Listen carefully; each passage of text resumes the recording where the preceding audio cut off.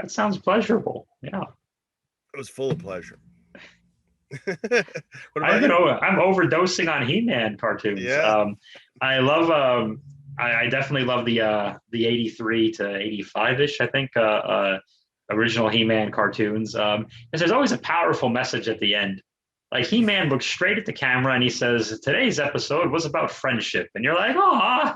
It's like He-Man became like a guy you don't want to disappoint. He's like, what if Mr. Rogers was just jacked?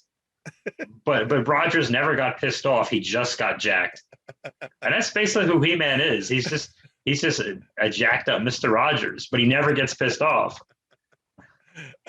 That's Which amazing. which really, now that I talk out loud, that should be a show.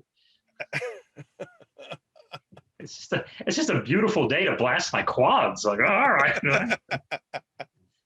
Oh my God. It's like, well, what if Bob Ross was painting and he flexed and like his bicep broke the shirt like Lou Ferrigno? Like that's who He-Man is. And I just like, I love this man. And a few times when I went to bed, I looked at my He-Man figure. Oh, where is he? I'll get him. I looked at my He-Man guy here, and I just looked at him. And before I go to bed a few times, just to make myself laugh, I go, "Good night, He-Man. I love you." And then I put him down. I love Yeah, you, man. it's so silly, but it makes me laugh. And then I toss and turn for 90 minutes worrying about money. Oh no. I do like to imagine He-Man as a really jacked up Mr. Rogers, so I think that's great. I mean, I loved Mr. Rogers, and the only way I would have loved him more As if he was huge. Yeah.